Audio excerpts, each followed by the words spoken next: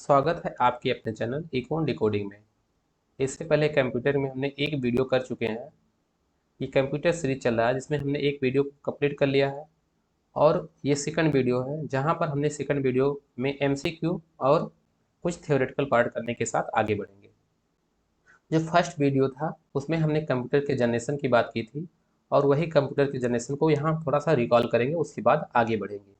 ये paper one के दृष्टिकोण से देखें तो ये बेहद महत्वपूर्ण टॉपिक है। यहाँ से क्वेश्चन बेहद बनते ही हैं और क्वेश्चन ऐसे बनते हैं कि आप उसको थोड़ा सा पढ़ के नहीं कर पाएंगे। थोड़ा सा पढ़ के लगेगा कि कुछ एक दो क्वेश्चन कर सकते हैं, लेकिन ये एक संभावना होती है, मोस्टली गलत ही हो जाते हैं जो आप बेहतर तरीके से इसको याद या रिकॉल नहीं करेंगे तो उसी को हम यहाँ पर कंटिन्यू करते हैं और आगे बढ़ते हैं। जो फर्स्ट जनरेशन कंप्यूटर था वो कब आया था? 1942 से 1955। पहले हम डेट सबका याद कर लेते हैं। 1942 से 1955। सेकंड जनरेशन 1956 से 1965 और थर्ड जनरेशन आया था 1966 से 1975 और फोर्थ जनरेशन आया था 1976 से 1989 और फिफ्थ जनरेशन आया था 1990 से अब तक। फर्स्ट, अब एक बार रिकॉल करते हैं। फर्स्ट जनरेशन 1942 से 1955। सेकंड जनरेशन देखिए 55 56, 55 के बाद 56, तो या 55 आप बोलना चाहें 55 बोल लें या 56 बोलना चाहें 56 बोल लें। सेकंड जनरेशन में क्यों एक याद करने के लिए कुछ ऐसा करना होता है जिससे हमको भूल। हाँ, अब एक बार रिकॉल करते हैं। फर्स्ट जनरेशन का जो कंप्यूटर था 1942 से 1955। सेकंड जनरेशन का कंप्यूटर जो था 1956 से 1965 और थर्ड जनरेशन कंप्यूटर 1966 से 1975 और फोर्थ जनरेशन का कंप्यूटर जो था 1976 से 1990 और 1990 से अब तक ये फिफ्थ जनरेशन का कंप्यूटर होता है। इसको आप याद करिए। इसको याद हो गया हो तो हम आगे बढ़ते हैं। तो इसका मुख्य हार्डवेयर देखते हैं। तो मुख्य हार्डवेयर में जब जाएंगे तो जो फर्स्ट जनरेशन का कंप्यूटर था उसमें क्या यूज हुआ? वैक्यूम ट्यूब का यूज हुआ। क्या यूज हुआ? Vacuum tube. ये क्वेश्चन पूछेगा सीधा सीधा कि फर्स्ट जनरेशन में क्या यूज हुआ? Vacuum tube. और सेकंड जनरेशन में क्या यूज हुआ? ट्रांजिटर। और थर्ड जनरेशन में क्या यूज हुआ? Integrated chip. और फोर्थ में क्या यूज हुआ? Very large scale very large scale integrated. Very large scale integrated. और फिफ्थ में क्या हुआ? Ultra large large scale integrated और इसमें माइक्रो प्रोसेसर। ठीक है, fourth generation micro processor very large scale integrated और फिफ्थ में क्या हुआ? Ultra large scale integrated. ठीक है, ऐसे याद होना चाहिए। फर्स्ट में क्या हुआ था? मशीनी लैंग्वेज या लो लेवल। मशीनी लैंग्वेज को क्या बोलते हैं? Low level language. मशीनी लैंग्वेज क्या है? Low level language. बाइनरी संख्या है 0 1। जो मशीनी लैंग्वेज है वो 0 और 1 है, जिसको लो लेवल लैंग्वेज के नाम से जानते हैं। ठीक। और सेकंड जनरेशन जो है असेंबलर लैंग्वेज का प्रयोग किया गया। ठीक है, असेंबलर जो इसे ऐड ऐड इसका मतलब प्लस, सब मतलब माइनस, ऐसे। ठीक है। और थर्ड में क्या हुआ? Inter printer. फोर्थ में क्या हुआ? Graphical user interface Unix. Fifth में क्या हुआ? इंटरनेट संबंधी और मल्टीमीडिया, ये सब। ठीक, तो इसको याद रखिए। मशीनी लैंग्वेज फर्स्ट में क्या हुआ? मशीनी लैंग्वेज। सेकंड में क्या हुआ? Assembler compiler. ये दोनों तो याद होना चाहिए। ठीक। अब इसको देखिए, ये याद होना चाहिए। मेमोरी फर्स्ट में क्या हुआ? कौन सी मेमोरी यूज हुआ? पेपर टेप और पंच कार्ड। पेपर टेप और पंच कार्ड का यूज हुआ फर्स्ट में। सेकंड में क्या हुआ? मैग्नेटिक टेप और मैग्नेटिक डिस्क। मैग्नेटिक टेप और मैग्नेटिक डिस्क। और थर्ड में भी यही हुआ, मैग्नेटिक टेप और मैग्नेटिक डिस्क थर्ड में हुआ। उसके बाद जब फोर्थ में आते हैं तो यहाँ आ जाता है हमारा सेमी कंडक्टर मेमोरी। इसमें सेमी कंडक्टर याद करिए। इसमें इसमें ऑप्टिकल डिस्क और वर्चुअल मेमोरी, ऐसे याद होना चाहिए। ये क्वेश्चन पूछ ही लेगा।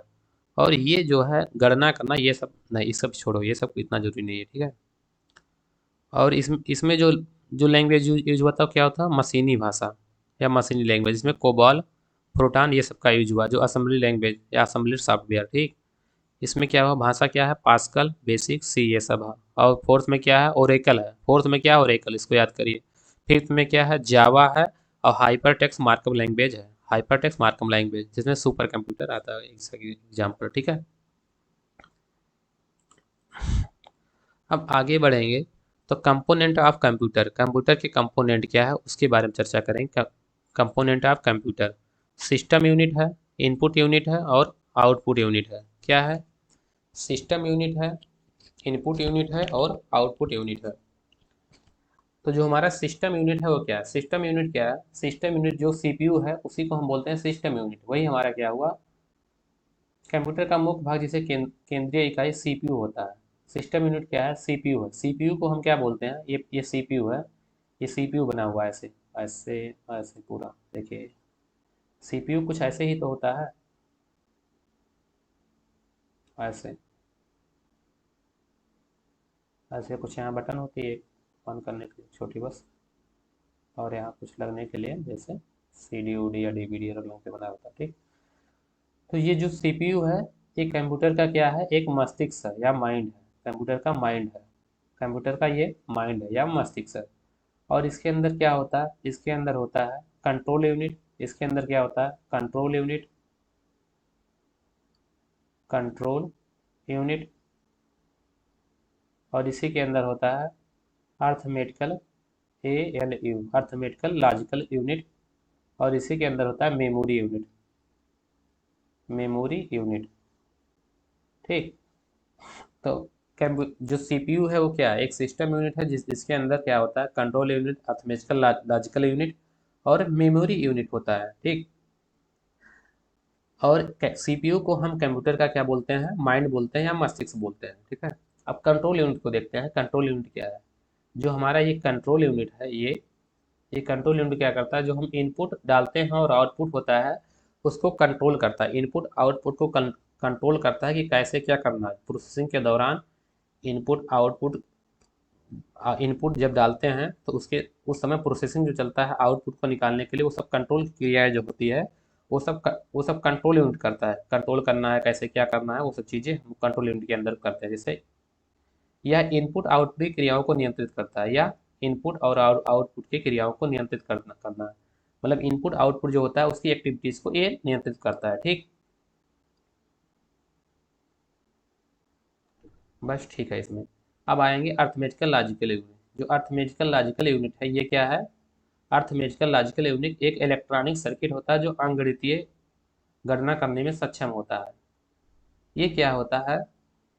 ये अर्थमेटिकल लॉजिकल यूनिट जो होता है ये अंकगणितीय गणनाएं करने में सक्षम होता है। जैसे कुछ गुणा भाग जोड़ घटाना ये सब करने में ये सक्षम सक्षम होता है। बस इसका यही काम है, ठीक। और जो इसमें मेमोरी यूनिट है, ये क्या है? मेमोरी यूनिट है। जैसे यहाँ पे ये हमारा मेमोरी यूनिट हुआ, ये पूरा सीपीयू हुआ। ये क्या हुआ? ये सीपीयू हुआ यहाँ तक। ये सीपीयू हुआ, ये, ठीक है। ये पूरा सीपीयू हुआ। और सीपीयू के अंदर क्या है? कंट्रोल यूनिट है जो इनपुट आउटपुट को कंट्रोल करता है। अर्थमेटिकल लॉजिकल यूनिट है जो गुणा भाग जोड़ घटाना करता है। इसमें मेमोरी यूनिट है। अब जो आउटपुट निकलेगा, जैसे हम जब इनपुट डालते हैं तो कुछ आउटपुट निकलता है, तो जो आउटपुट निकलेगा उसको कहाँ सेव करेंगे? मेमोरी यूनिट में सेव करेंगे। और मेमोरी यूनिट भी सीपीयू का पार्ट है, इसी में रहता है, ठीक है। इनपुट ऐसे डाले, आउटपुट को निकल कर ऐसे आएगा बाहर, जो मॉनिटर पर आएगा, ठीक। मॉनिटर यहाँ पर ऐसे लगा होगा, ऐसे कुछ बना हुआ, ठीक, टीवी जैसा। ये मेमोरी यूनिट है। यहाँ पर अभी हम पढ़ भी रहे थे कि मेमोरी यूनिट में हम कोई चीज़ सेव करते हैं। बिना मेमोरी के कंप्यूटर कार्य नहीं कर सकता, क्योंकि जब मेमोरी ही नहीं होगी तो कंप्यूटर कार्य कैसे करेगा? क्योंकि मेमोरी टू टाइप की होती है, प्राइमरी मेमोरी होती है, सेकेंडरी मेमोरी होती है। तो प्राइमरी मेमोरी कंप्यूटर में इंस्टॉल की जाती है, हमेशा रहती है। जब कंप्यूटर खरीदेंगे तो उसमें रहती है, कोई चीज़ सर्च करने के लिए, वो सब चीज़ें, वो प्राइमरी मेमोरी का यूज होता है। उसको भी हटा दे और सेकेंडरी को हटा दे तो कंप्यूटर कार्य कैसे करेगा? नहीं कर पाएगा, ठीक। जो मेमोरी होती है वो क्या? सेमी कंडक्टर चिप होती है। क्या होती है? सेमी कंडक्टर चिप होती है। मेमोरी के प्रत्येक स्थान की एक पहचान संख्या दी होती है जिसे एड्रेस कहते हैं। मेमोरी जो होता है उसके प्रत्येक स्थान पर एक संख्या दी होती है जिसे हम एड्रेस कहते हैं, ठीक है।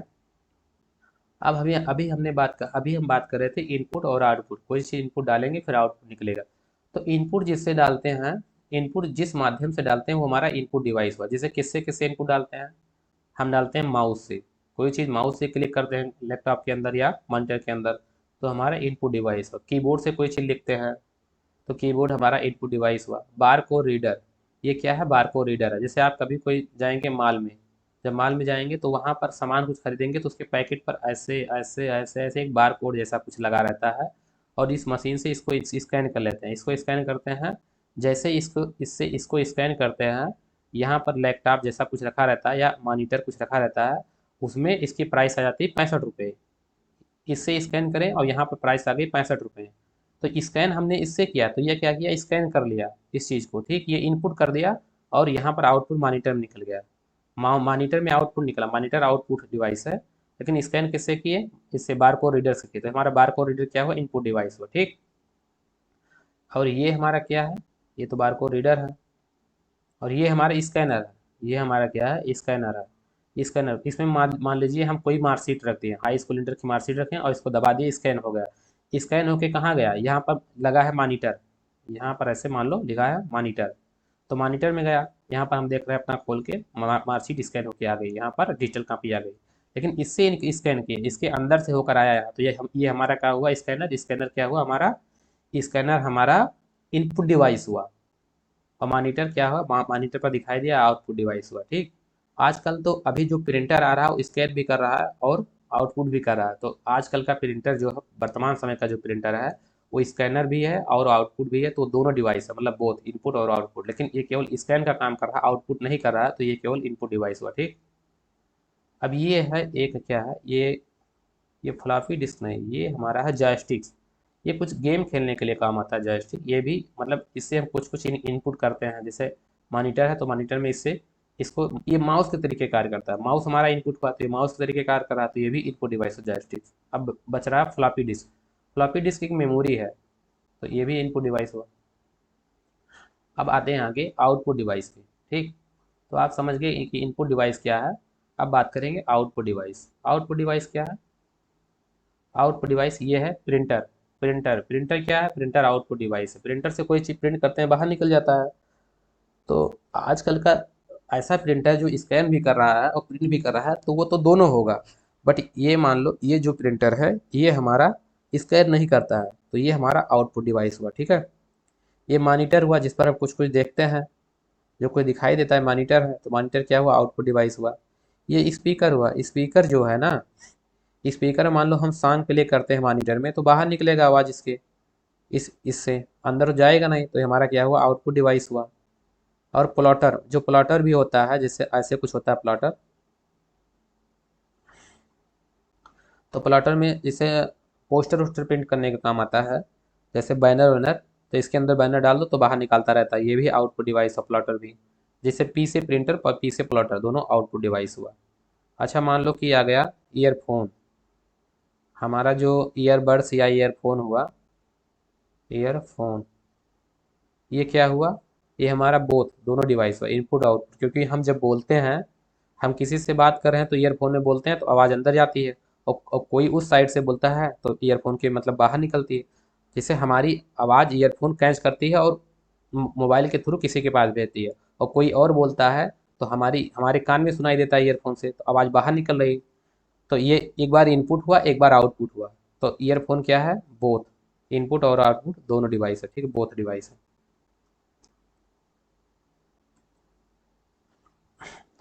करेक्टरिस्टिक ऑफ कंप्यूटर, कंप्यूटर के करेक्टरिस्टिक क्या है, उसकी विशेषताएं क्या है, ठीक है, उसको देखते हैं। तो सबसे पहली विशेषताएं क्या है, कि जो कंप्यूटर है उसमें स्पीड होती है, गति होती है, ये बात सही है, बहुत फास्ट गति होती है। सेकंड क्या है, एक्यूरेसी होती है, शुद्धता होती है। जैसे हम कोई चीज़ गलत नहीं करेंगे तो कंप्यूटर गलत नहीं करेगा। जैसे हम जो इनपुट डाल रहे हैं या गलत इनपुट नहीं डालेंगे, जैसे मान लो हम डाल रहे हैं 5 + 5 और क्या होता है 10 होता है, लेकिन हम ऐसा सोच रहे हैं कि यहाँ 10 आना चाहिए, हम डाल दिए 5 + 4 तो 9 हो जाएगा, तो कंप्यूटर 9 ही लिखेगा। लेकिन हम सोच 10 रहे हैं, तो हम कुछ गलत नहीं करेंगे तो कंप्यूटर गलत नहीं करेगा, उसमें शुद्धता होती है। यदि मैनुअली हम गलत नहीं कर रहे हैं तो कंप्यूटर गलत नहीं करेगा।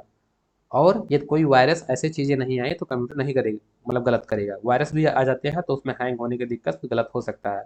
तो उसमें एक्यूरेसी पाई जाती है, शुद्धता पाई जाती है। तीसरा क्या है, डिलीजेंसी, सक्षमता। ये मतलब क्या है, बिना रुके हुए ये कार्य करता रहता है। हम लोग क्या होते हैं, थक जाते हैं, लेकिन कंप्यूटर जो है होता है वो सक्षमता होता है, कर्मठ होता है, वो बिना रुके हुए कई घंटों तक कार्य कर सकता है और करता रहता है, ठीक है। फोर्थ क्या है, स्मरण शक्ति, पावर ऑफ रिमेम्बरिंग।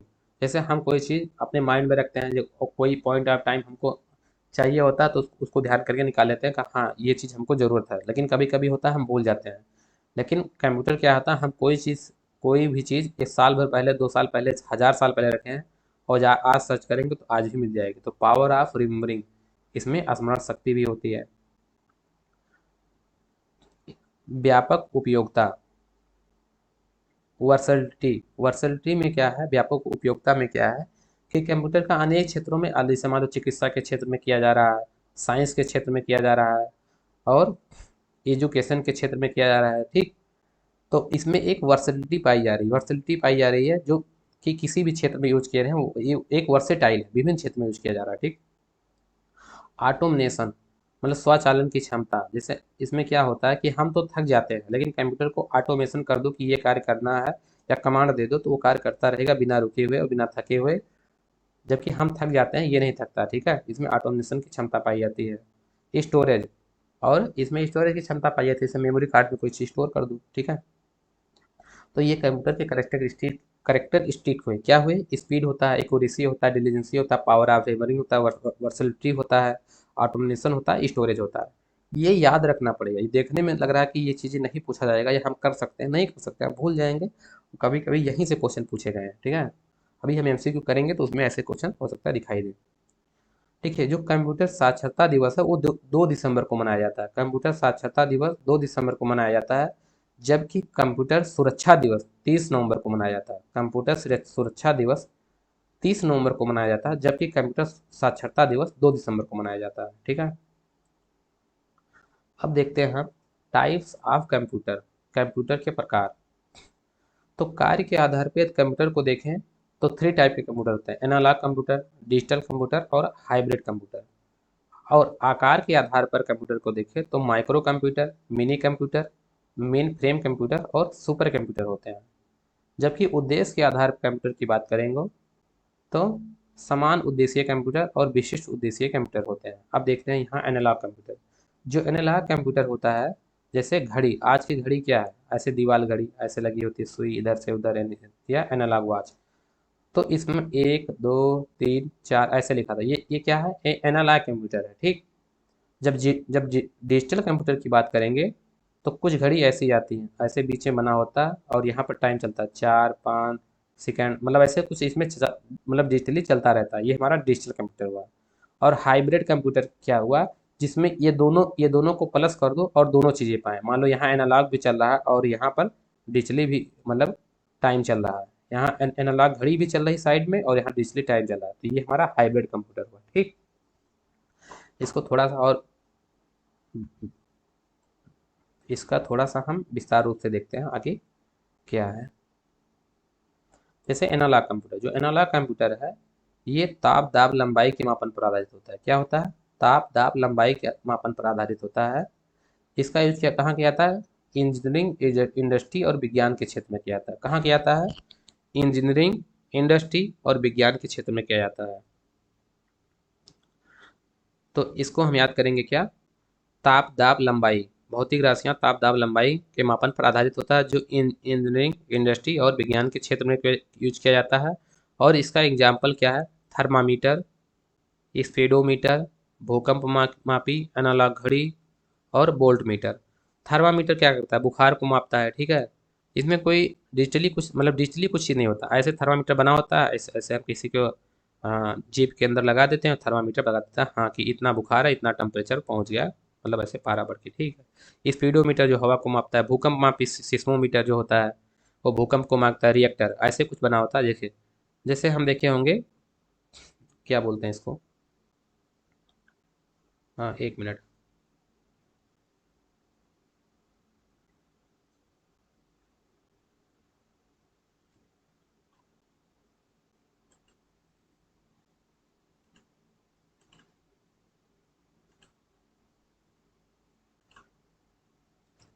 देखिए, जो सिस्मोमीटर होता है उसमें क्या होता है कि ऐसे कुछ एक लगा होता है, ठीक।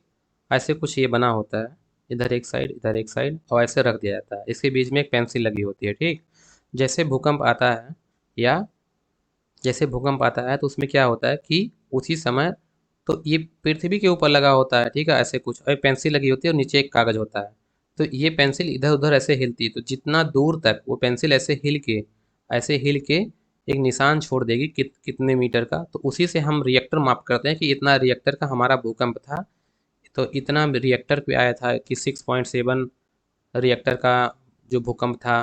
ठीक है, तो सिस्मोमीटर कुछ ऐसे काम करता है। ठीक है, तो ये ऐसे कुछ काम करता है। तो ये क्या हुआ, एक एनालॉग हुआ। ठीक है, लेकिन डिजिटली इसको कन्वर्ट नहीं कर पा रहे हैं ना, लेकिन ये 6 पॉइंट इतना है ऐसे पता लग गया। अब जब डिजिटली कन्वर्ट करेंगे, जैसे यहाँ पे आप डिजिटल कंप्यूटर में आएंगे तो क्या हुआ, जैसे डिजिटल कंप्यूटर, डिजिटल घड़ी, कैलकुलेटर। कैलकुलेटर क्या होता है, कैलकुलेटर में ऐसे हम कुछ कुछ टिप करते हैं, ऐसे कैलकुलेटर बना है। और यहाँ पर एक स्क्रीन है, और यहाँ पर कुछ टिप कर रहे हैं, यहाँ पर डिजिटली हो जा रहा है। ठीक है, कैलकुलेट हो जा रहा है डिजिटली। ये एनालॉग तो नहीं है, एनालॉग में क्या होता है, ऐसे कुछ होता है, 1 2 3 ऐसे। और यहाँ डिजिटली हो रहा है, तो ये डिजिटल कंप्यूटर हुआ। तो समझ में है। जैसे डिजिटल कंप्यूटर डाटा प्रोग्राम को 0 1 में परिवर्तित करके जो इलेक्ट्रॉनिक रूप में ले आता है, क्या करता है, 0 1 को परिवर्तित करके इलेक्ट्रॉनिक रूप में लेकर चला आता है। 0 1 क्या है, एक लैंग्वेज है, मशीन लेवल लैंग्वेज है, जो कि उसको कन्वर्ट करके इलेक्ट्रॉनिक रूप में लेकर चला जाता है। यह है डिजिटल कंप्यूटर का काम। तो एनालॉग कंप्यूटर क्या हुआ, जैसे दीवार घड़ी। ठीक, डिजिटल कंप्यूटर क्या हुआ, जो टिप टिप करने वाली घड़ी होती है। ठीक, अब हाइब्रिड कंप्यूटर क्या हुआ, दोनों को मिक्स कर दो, डिजिटल कंप्यूटर और एनालॉग कंप्यूटर, दोनों को मिक्स करेंगे तो चला आएगा हमारा क्या, एनालॉग ओ हाइब्रिड कंप्यूटर। हाइब्रिड कंप्यूटर में क्या होगा, जैसे पेट्रोल पंप पर जाएंगे तो पेट्रोल पंप पे हम लीटर में कोई तेल देता है, तेल हमारा जो कहता है लीटर में होता है, तो उसको हम लीटर में ऐसे माप लेते हैं कि हाँ इतना 1 लीटर है, 2 लीटर है। और डिजिटल इसको यहाँ पर एक बोर्ड लगा होता है जिसमें हम देखते हैं कि हाँ 1 लीटर पेट्रोल आ गया, 2 लीटर पेट्रोल आ गया, 3 लीटर आ गया, यहाँ पर लिखता रहता है 3 लीटर, 4 लीटर, 5 लीटर ऐसे लिखता रहता है। ठीक, तो ये हमारा डिजिटल हो गया और हमारा ये एनालॉग हो गया, दोनों मिलके हाइब्रिड बन गया। ठीक, ऐसे हम अस्पताल में जाएंगे तो जब हम ब्लड प्रेशर को मापेंगे तो ब्लड प्रेशर क्या है, ऐसे को निशान देता रहता है, ऐसे इतना है, इतना है, इतना है, ऐसे। और डिजिटली इसको कन्वर्ट कर देते हैं कि ब्लड प्रेशर इतना है, ऐसे। ठीक है, 75 है, इतना है, जो भी है। ठीक, तो मुझे लगता है ये समझ में आ गया होगा, आसान था, इसमें कुछ ऐसा है नहीं। अब आकार के आधार पर कंप्यूटर की बात करेंगे। अभी हमने बात किया कार्य के आधार पर बात किया था। ठीक, अभी हम आकार के आधार पर बात करेंगे तो हमारा हो जाएगा माइक्रो कंप्यूटर। क्या हो जाएगा, माइक्रो कंप्यूटर। माइक्रो कंप्यूटर क्या क्या होते हैं, घरों, कार्यालय, विद्यालय आदि में लगे कंप्यूटर को माइक्रो कंप्यूटर कहते हैं। ठीक है, इसमें एक ही सीपीयू होता है। ठीक है, जैसे desktop computer, laptop, palm top, palm top, notebook. ठीक है, आदि। माइक्रो कंप्यूटर छोटा, जैसे मोबाइल फ़ोन। ठीक है, पाम टॉप, मोबाइल फ़ोन, ये लैपटॉप, ये सब जो जितना छोटा है वो माइक्रो कंप्यूटर। मिनी कंप्यूटर को चले आएंगे तो ऐसा जो टीवी जैसा कंप्यूटर होता है, कुछ ऐसा, ये टीवी जैसा कंप्यूटर क्या है, माइक्रो कंप्यूटर जो मीडियम साइज के होता है। तो मिनी कंप्यूटर क्या होता है, mini computer medium size computer होता है, ये मध्यम आकार के कंप्यूटर होते हैं। Mini mini computer medium size computer होते हैं, ये क्वेश्चन पूछेगा भी। Mini computer medium size computer होते हैं, जबकि micro computer palm top, mobile, tablet, ये सब होता है। ठीक है, और क्या इसमें कुछ कुछ है, बस ठीक है, इसमें और कुछ न्यू नहीं है। ये कहाँ लगे होते हैं, बैंक ऑफिस में उपयोग किए जाते हैं ये सब। Main frame computer, main frame computer जो होते हैं ये बड़े आकार में होते हैं। ठीक है, ये कंप्यूटर क्या होते हैं, बड़े आकार में होते हैं, और इसकी स्टोरेज क्षमता बहुत अधिक होती है, इसकी स्टोरेज क्षमता बहुत अधिक होती है। इन कंप्यूटर में समय इस मतलब इस कंप्यूटर में कई समय में मतलब एक ही समय में कई व्यक्ति कार्य कर सकते हैं। मेन फ्रेम कंप्यूटर जो होते हैं इसमें क्या होते हैं कि इसमें एक ही समय में कई व्यक्ति काम कर सकते हैं। ये सब यूज किया जाता है रेलवे का रिजर्वेशन करने में, बीमा कंपनियों में, और रिसर्च में, और एयरपोर्ट, इन सब प्लेस पर किया जाता है मेन फ्रेम कंप्यूटर का। ठीक है, जबकि सुपर कंप्यूटर की बात करेंगे, जब आएगा सुपर कंप्यूटर आकार के आधार पर, तो सुपर कंप्यूटर की जब हम बात करेंगे तो ये हमारा आएगा साइंस साइंस रिसर्च में। ठीक है, वेदर रिसर्च में, अंतरिक्ष अनुसंधान में, तो और ये सब क्षेत्रों में आता रहता है। मतलब ये सब बड़े कार्य करने के लिए जितने रिसर्च के कार्य हैं, साइंस एंड टेक्नोलॉजी, इस सब में सुपर कंप्यूटर का यूज किया जाता है। या स्पेस साइंस में हम सुपर कंप्यूटर का यूज करते हैं, क्योंकि रॉकेट ये सब लॉन्च करना होता है, तो उसमें माइनर मिस्टेक भी नहीं होनी चाहिए। तो एकदम शुद्ध मतलब बढ़िया एक्यूरेसी के लिए सुपर कंप्यूटर का यूज किया जाता है, और सुपर कंप्यूटर बहुत महंगे होते हैं। भारत में जो प्रथम सुपर कंप्यूटर है वो परम 8000 है, जो आईआईटी मुंबई ने बनाया था, आईआईटी पुणे ने बनाया था। ठीक है, ये कंप्यूटर सबसे महंगे होते हैं, सुपर कंप्यूटर जो होते हैं सबसे महंगे होते हैं। ये अधिक जटिल एवं उच्च कोटि की शुद्धता वाली गणनाएं सुपर कंप्यूटर से की जाती हैं। सुपर कंप्यूटर से क्या आते हैं? अधिक एक्यूरेसी, अधिक एक्यूरेसी और उच्च कोटि की गणनाएं की जाती हैं। इसमें माइनर मिस्टेक भी नहीं होगा। इसमें नैनो सेकंड, पिको सेकंड, ये सब जितने भी होते हैं उसमें मिस्टेक नहीं करना होता, क्योंकि थोड़ा सा मिस्टेक होने पर जो जो मिशन हम पूरा कर रहे हैं वो मिशन इनकम्प्लीट भी हो सकता है। ठीक, तो ये सब यूज किए जाते हैं स्पेस साइंस में, स्पेस साइंस, रिसर्च साइंस, ये सब में यूज किए जाते हैं। ठीक है, ये महंगे महंगे कंप्यूटर हैं। अब विश्व के टॉप 10 सुपर कंप्यूटर की बात करेंगे तो सबसे पहला फ्रंटियर, जो हमारा फ्रंटियर है कहाँ का है? यूएसए का है। ये हमारा USA, United state of America का है। ठीक है, और दूसरा हम हमारा जो है फुगाकू, जो हमारा फुगाकू ये कहाँ का है? जापान का है। पहला सुपर कंप्यूटर क्या है? फ्रंटियर, जो यूएसए का है। दूसरा क्या है? फुगाकू, जो हमारा जापान का है। तीसरा हमारा क्या है? ल्यूमी, ल्यूमी जो हमारा है ये है फिनलैंड का। ये हमारा क्या है? फिनलैंड, ये हमारा फिनलैंड का। ऐसे 3 कंप्यूटर को याद रखिए जो टॉप टॉप 10 सुपर कंप्यूटर है, उसमें क्या है? फ्रंटियर है, फुगाकी है और ल्यूमी है। ल्यूमी ल्यूमी कहाँ का? फिनलैंड का है। फुगाकी कहाँ है? जापान का है। और फ्रंटियर कहाँ है? यूएसए का है। अब उद्देश्य के आधार पर कंप्यूटर की बात करेंगे। ठीक है, पर्पज के आधार पर। तो जनरल पर्पज के आधार पर जो कंप्यूटर होते हैं उसमें डेस्कटॉप, लैपटॉप, नोटबुक, ये सब कंप्यूटर आते हैं। ठीक है, और स्पेसिफिक उद्देश्य से जो कंप्यूटर बनाए जाते हैं वो मेन फ्रेम कंप्यूटर होते हैं या सुपर कंप्यूटर होते हैं। ठीक, या एम्बेडेड कंप्यूटर होते हैं। जो स्पेशल पर्पज के आधार पर बनाए जाते हैं वो मेन फ्रेम कंप्यूटर होते हैं या सुपर कंप्यूटर होते हैं, एम्बेडेड कंप्यूटर होते हैं। ठीक है, और ये सब कंप्यूटर एक स्पेशल क्षेत्र के लिए बनाए जाते हैं। जैसे हमको मान लो रिसर्च करना है कि इसमें साइंस में, तो उसके लिए सुपर कंप्यूटर। तो ऐसे ऐसे क्षेत्र के लिए बनाए जाते हैं। स्पेस में करना है तो उसके उसके उसके लिए कंप्यूटर, कैसा कंप्यूटर? एक स्पेस, अपने इस स्पेसिफिक उद्देश्य के लिए बनाए गए कंप्यूटर को हम स्पेशल स्पेशल क्या नाम है? Main frame computer, super computer या एम्बेडेड एम्बेडेड कंप्यूटर के नाम से जानते हैं। ठीक है, तो कितने कौन कौन से एग्जाम्पल है इसमें? ये क्वेश्चन पूछेगा, इसीलिए हम इसको बार बार कर रहे हैं कि इसको पूछ लेगा कि स्पेशल पर्पज के आधार पर जो कंप्यूटर बनाए गए हैं उसके एग्जाम्पल क्या है? Main frame computer, super computer और एम्बेडेड कंप्यूटर।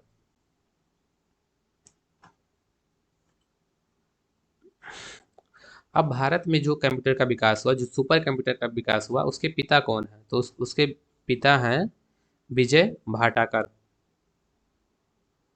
विजय भाटाकर उसके पिता हैं। ठीक है, विजय भाटाकर। सुपर कंप्यूटर का जो विकास हुआ भारत में वो परम 8000 हुआ, जिसको किसने किया? सी डैक ने किया। सी डैक ने किया। इसकी स्थापना इसकी स्थापना 1988 में पुणे में स्थित है। ठीक है, तो भारत में जो सुपर कंप्यूटर का विकास हुआ वो हुआ परम 8000 का। कब हुआ? 1991 हुआ। सी डैक, सी डैक का फुल फॉर्म है computer development advance computing, computer for development of advance computing, Pune. इसका फुल फॉर्म क्या हुआ? ये फुल फॉर्म पूछ सकता है। Centre development, centre for development of advance computing Pune, central for development of advance computing Pune. इसका फुल फॉर्म हुआ सी डैक का। इसने डेवलप किया परम 8000, जो कि कहाँ स्थित है? पुणे में स्थित है। ठीक है, इस और सी डैक ने उसी समय 2 सॉफ्टवेयर बनाया जिसे पारस एवं पारुल के नाम से जाना गया, जिसे पारस एवं पारुल के नाम से जाना गया। 2 सॉफ्टवेयर फिर जनरेट किया जिसे पारस और पारुल के नाम से जाना गया। ठीक है, तो प्रथम सुपर कंप्यूटर कब बना? 1991 बना, जिसको परम 8000 के नाम से जाना जाता है। ये पुणे, आईआईटी पुणे ने बनाया। ठीक है, जिससे सी डैम की भूमिका महत्वपूर्ण है। सी डैम क्या है? Central for development of advance computing Pune. उसके बाद आगे आता है डीआरडीओ। उसके बाद जो डीआरडीओ ने जो सुपर कंप्यूटर को डेवलप किया उसे हम पेस प्लस जारी किया। ठीक है, और इसने लड़ाकू विमान निर्माण, नाभिकीय रिएक्टर डिजाइन, ये सब के लिए अपना सुपर कंप्यूटर डेवलप किया। ठीक है, डीआरडीओ। उसके बाद क्या आता है? बार्क आता है। बार्क क्या है? Bhabha atomic research centre, Bhabha atomic research centre, BARC. BARC क्या है? भाभा एटॉमिक रिसर्च सेंटर, इसकी भूमिका क्या है? इसने जो कंप्यूटर को डेवलप किया उसे अनुपम नाम से जाना गया। किसे? अनुपम। इसको याद रखना, ये क्वेश्चन पूछेगा, ठीक है। उसने जो कंप्यूटर जब डेवलप किया उसको क्या बोलते हैं? अनुपम। किसने डेवलप किया? भाभा एटॉमिक रिसर्च सेंटर, जिसे हम बार के नाम से जानते हैं। दूसरा क्या है? PRL। PRL क्या है? Physical laboratory, physical research laboratory, जो 2015 में 2015 में ये अहमदाबाद में विकसित हुआ। कब हुआ? जून 2015 में भौतिक अनुसंधान प्रयोगशाला अहमदाबाद ने भारत में विक्रम 1000 सुपर कंप्यूटर का निर्माण किया। क्या किया? विक्रम 1000। जो विक्रम 1000 का निर्माण हुआ 2015 में हुआ, जो कि फिजिकल रिसर्च लेबोरेटरी अहमदाबाद ने किया। किसने किया? फिजिकल रिसर्च लेबोरेटरी अहमदाबाद ने किया। इसका क्या नाम है? विक्रम 1000। सॉरी, विक्रम 1000 नहीं, विक्रम 100, विक्रम 100, सॉरी, विक्रम 100। विक्रम 100 किसने किया? विक्रम 100 फिजिकल लेबोरेटरी अहमदाबाद ने विक्रम 100 किया। जबकि परम 8000 किसने किया? परम 8000 पुणे ने किया, जिसको CDAC की भूमिका महत्वपूर्ण है। CDAC, central central for development of advance computing, Pune. इसने 2 सॉफ्टवेयर डेवलप किया, क्या? पारस एवं पारुल। उसके बाद आएंगे बार्क। जो बार्क है, भाभा एटॉमिक रिसर्च सेंटर, इसने जो सुपर कंप्यूटर डेवलप किया उसका क्या नाम है? उसका नाम है अनुपम। उसके वर्तमान स्थिति में जब आ जाएंगे तो परम सिद्धि। जो परम सिद्धि कंप्यूटर है, परम सिद्धि AI, जो परम सिद्धि AI कंप्यूटर, ये सबसे तेज सुपर कंप्यूटर है, जो कि 500 सुपर कंप्यूटर में इसका 63वां स्थान था। 500 सुपर कंप्यूटर में इसका कौन सा स्थान है? 63वां स्थान है।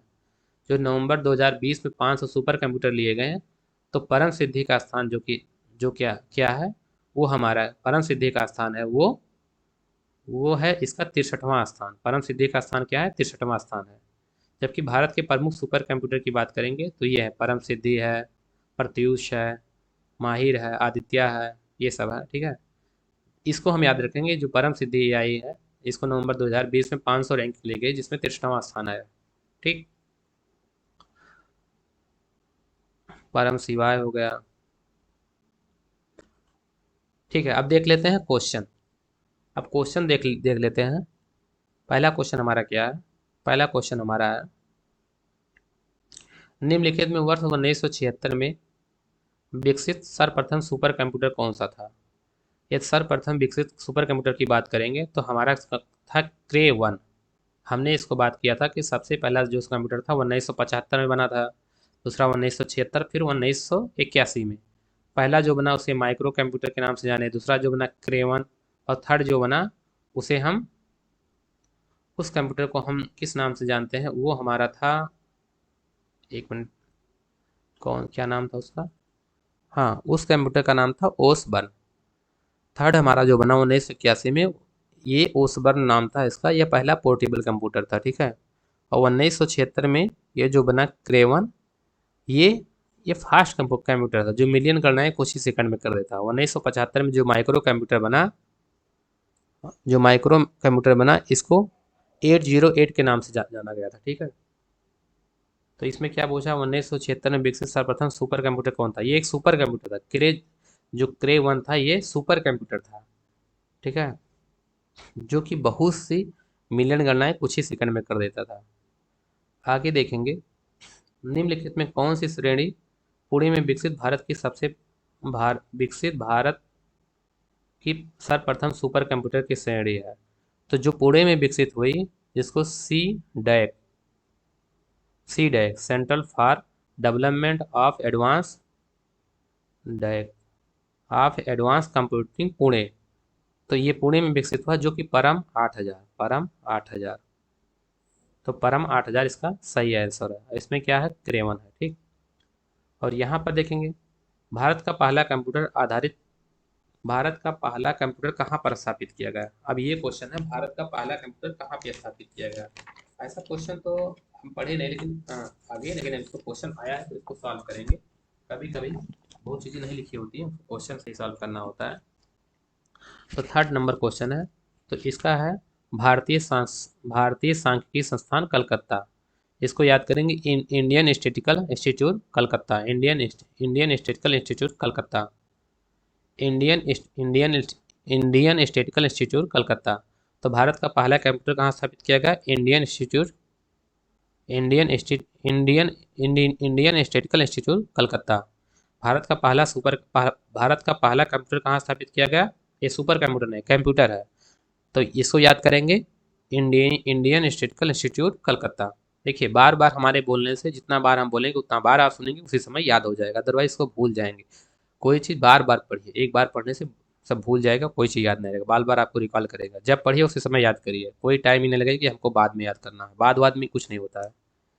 भारत में निर्मित प्रथम सुपर कंप्यूटर का क्या नाम है? जो भारत में निर्मित प्रथम सुपर कंप्यूटर है उसका क्या नाम है? तो उसका नाम है परम 8000। सबसे पहले यही हुआ था, आईआईटी पुणे ने किया था परम 8000 को, ठीक है। और ये सब क्वेश्चन पूछा गया है। फिफ्थ नंबर क्वेश्चन है हमारा, निम्नलिखित प्रकार से कंप्यूटर में सर्वाधिक शक्तिशाली कौन सा है? अब सर्वाधिक शक्तिशाली कंप्यूटर कौन सा है? तो सुपर कंप्यूटर है। जो सुपर कंप्यूटर है ये सबसे महंगा कंप्यूटर है और सबसे फास्ट काम करता है और हायर एक्यूरेसी पाई जाती है। तो यही कंप्यूटर हमारा सर्वाधिक शक्तिशाली सुपर कंप्यूटर है, जो स्पेस साइंस और रिसर्च साइंस ये सब में यूज किया जाता है। 6 नंबर क्वेश्चन देखते हैं। हालांकि इस प्रकार का कंप्यूटर सबसे कम शक्तिशाली है, फिर भी इसका सर्वाधिक प्रयोग होता है। या तीव्रतम वृद्धि वाले प्रकार का कंप्यूटर, इसमें कह रहा है कि ये जो कंप्यूटर है वो हमारा कम पावरफुल है, बस इसकी जो डिमांड है वो बहुत ज़्यादा है। तो ऐसा कौन सा कंप्यूटर है जिसकी डिमांड बहुत ज़्यादा है, बट वो क्या है, कम पावरफुल है, लेकिन उसकी डिमांड खूब हो रही है? तो ये हमारा कंप्यूटर है माइक्रो कंप्यूटर। और माइक्रो कंप्यूटर में कौन से कंप्यूटर आ जाते हैं? टैबलेट ये सब आ जाते हैं। फोन मतलब क्या नाम, माइक्रो कंप्यूटर जो है इसमें फ़ोन आता है, टैबलेट आता है, लैपटॉप आता है, तो ये सब कंप्यूटर की डिमांड बहुत है। और फ़ोन की डिमांड तो है ही है ना। तब निम्नलिखित में क्या समान निम्नलिखित में क्या समानता गणना नहीं कर सकता? इसमें क्या है जो समानता गणना नहीं कर सकता? कंप्यूटर कर ही सकता है, मोबाइल फ़ोन कर ही सकता है, कैलकुलेटर कर ही सकता है, प्रिंटर जो है ये नहीं कर सकता। यही हमारा सही ऑप्शन है, प्रिंटर कोई चीज़ प्रिंट करता है, ठीक है। 8 नंबर क्वेश्चन है, निम्नलिखित में कौन सा सबसे बड़ा तेज एवं सबसे फास्ट महंगा कंप्यूटर है? कौन सा सबसे बड़ा भी है और सबसे तेज भी है और सबसे महंगा है? तो ये केवल सुपर कंप्यूटर है जो सबसे बड़ा भी है, सबसे तेज भी है और सबसे महंगा भी है, ठीक। फ्रंटियर को देखेंगे तो फ्रंटियर कैसे स्टेब्लिश किया गया? ऐसे बड़ा सा है, इसका इमेज हम नहीं लाए हैं, लेकिन इमेज कभी सर्च करके देखेंगे तो ऐसे है। कार में लगा हुआ गति मापक यंत्र निरूपित करता है। जो गति मापर है, इस जैसे अभी हम बात किए थर्मामीटर, स्पीडोमीटर, ये सब जो है ये किसके एग्जाम्पल है? एनालॉग कंप्यूटर के एग्जाम्पल है, ठीक है। तो एनालॉग कंप्यूटर क्या करता है? स्पीडोमीटर ये सब तो एनालॉग है, ठीक है। इसमें गति मापक स्पीड स्पीड माप रहा है, तो क्या है? एनालॉग है। एक डिजिटल घड़ी में किस प्रकार का कंप्यूटर हो सकता है? जो हमारा 10 नंबर क्वेश्चन है वो पूछ रहा है कि एक डिजिटल घड़ी में किस प्रकार का कंप्यूटर हो सकता है, इसकी बात कर रहा है, ठीक है। तो इसका आंसर है embedded computer. Embedded computer embedded computer एक डिजिटल घड़ी में किस प्रकार का कंप्यूटर हो सकता है? तो एम्बेडेड कंप्यूटर, ठीक है। उसके उसके नीचे 11 नंबर क्वेश्चन है, क्वांटम कंप्यूटर किस पर आधारित होता है? जो हमारा क्वांटम कंप्यूटर होता है किस पर आधारित होता है? तो क्वांटम कंप्यूटर क्वांटम मैकेनिकल पर आधारित होता है। क्वांटम कंप्यूटर हमारा क्वांटम मैकेनिकल पर आधारित होता है, ठीक है। लैपटॉप किस प्रकार का कंप्यूटर? जो हमारा लैपटॉप है वो किस प्रकार का कंप्यूटर है? तो लैपटॉप हमारा जो है वो हमारा माइक्रो कंप्यूटर है, इसी में फ़ोन भी आता है, तो इसका सबसे ज़्यादा यूज होता है। अभी वहाँ हमने क्या पढ़ा कि ये बहुत पावरफुल तो नहीं है, बट इसकी जो वृद्धि हो रही है, इसकी जो इंक्रीज हो रहा है या डिमांड हो रहा है बहुत ज़्यादा है, क्योंकि माइक्रोफोन लैपटॉप ये सब का डिमांड बहुत है आज के समय में। थर्मामीटर एक युक्ति है। थर्मामीटर क्या है? जो थर्मामीटर ये हमारा एक क्या युक्ति है? ये हमारा एनालॉग युक्ति है। थर्मामीटर स्पीडोमीटर ये सब जो है ये हमारा क्या है? एक एनालॉग है। नेक्स्ट क्वेश्चन को देखेंगे, 14 नंबर क्वेश्चन, हाइब्रिड कंप्यूटर का उपयोग किया जाता है। जो हाइब्रिड कंप्यूटर है तो उसका उपयोग कहाँ किया जाता है? तो इसका उपयोग बड़े उद्योगों में किया जाता है, व्यवसाय फर्म में किया जाता है, चिकित्सा में किया जाता है, तो सभी में किया जाता है। इसका उपयोग सभी में किया जाता है। डिजिटल कंप्यूटर किस सिद्धांत पर आधारित होते हैं? जो डिजिटल कंप्यूटर होते हैं वो लॉजिकल सिद्धांत पर आधारित होते हैं। ठीक है, डिजिटल कंप्यूटर जो हमारा होता है वो हमारा लॉजिकल सिद्धांत पर आधारित होता है। अब ये देखिए, अभी हमने इसको वहीं शुरुआत में ही डिस्कस किया था, जो फर्स्ट वीडियो में हो गया था, लेकिन सेकंड वीडियो के शुरुआत में हमने इसको डिस्कस कर लिया था। Very large scale integration and ultra ultra large scale integration ये किस पीढ़ी में प्रारंभ हुआ? तो वेरी लार्ज स्केल जो प्रारंभ हुआ था वो हुआ था हमारा फोर्थ जनरेशन में। इसमें फिफ्थ जनरेशन तो है नहीं, क्यों अल्ट्रा लार्ज स्केल जो होता है वो फिफ्थ जनरेशन में हुआ था, बट यहाँ फोर्थ ही जनरेशन तक दिया है। तो वेरी लार्ज स्केल और अल्ट्रा लार्ज स्केल का जो शुरुआती दौर है वो हमारा फोर्थ जनरेशन से होता है। ठीक है, तो चतुर्थ पीढ़ी से होता है। ठीक, 17 नंबर क्वेश्चन है, कंप्यूटर की किस पीढ़ी में प्रोग्रामिंग के लिए मैकेनिकल मैकेनिकल भाषा का प्रयोग किया गया, मतलब मैकेनिकल लैंग्वेज का प्रयोग किया गया? कंप्यूटर की किस जनरेशन में मशीनी लैंग्वेज का प्रयोग किया गया? तो हमारा ये था प्रथम जनरेशन था या फर्स्ट जनरेशन था, जिसमें 01 या लो लेवल लैंग्वेज के नाम से आना था, इसका प्रयोग किया गया था। ठीक, 19 नंबर क्वेश्चन पे जाएंगे। तो फर्स्ट जनरेशन के कंप्यूटर का निर्माण किसने किया? तो फर्स्ट जनरेशन का जो कंप्यूटर है उसका निर्माण किसने किया? तो इसको हम फर्स्ट वीडियो में ही डिस्कस कर चुके हैं कि इसको जे प्रेस्पर एकार्ड और जॉन मैचुली इन दोनों ने किया। तो इन दोनों ने किया, तो ऑप्शन नंबर सी इसका सही आंसर है। ट्रांजिटर की खोज किस पीढ़ी में हुई? देखिए, ट्रांजिटर की पेड़ किस पीढ़ी में हुई? तो ये हमारा जो ट्रांजिटर की खोज हुई थी ये हमारा हो गई थी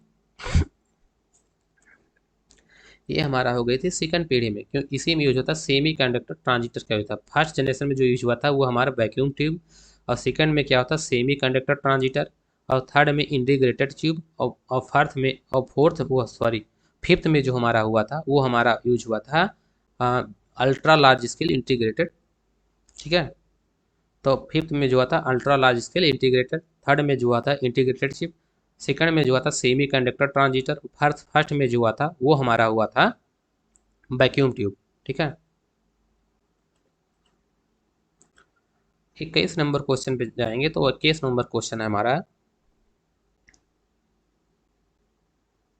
वाणिज्य प्रयोग के लिए उपलब्ध कराया गया पहला कंप्यूटर था। वाणिज्य प्रयोग के लिए उपलब्ध कराया गया पहला कंप्यूटर था। तो वाणिज्य प्रयोग के लिए जो उपलब्ध कराया गया पहला कंप्यूटर था तो हमारा था यूनिवाक।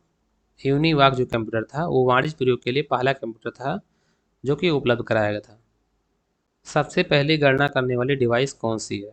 सबसे पहली गणना करने वाली जो डिवाइस है वो हमारा है एबेकस। एबेकस जो है सबसे पहले गणना करने वाली डिवाइस है। एक कंप्यूटर के 4 प्रकार के कार्यों में निम्नलिखित में कौन सा क्रम सही है? तो सबसे पहले कंप्यूटर में हम क्या डालते हैं? इनपुट डालते हैं, उसका प्रोसेसिंग होता है, फिर आउटपुट होता है, फिर स्टोरेज होता है। इसको हमने क्रम वाइज ही पढ़ाया था कि सबसे पहले हम कंप्यूटर में इनपुट डालेंगे, उसके बाद उसका प्रोसेसिंग होगा, फिर आउटपुट जो आएगा वो मॉनिटर पर आएगा, और उसके बाद उसको हम स्टोर कर लेंगे अपने मेमोरी कार्ड में। ठीक है, तो इसका क्रम क्या सही है? Input, processing, output, storage. ठीक है, तो ऑप्शन नंबर डी इसका सही आंसर है। एक मिनट, सॉरी, बस ये ठीक है।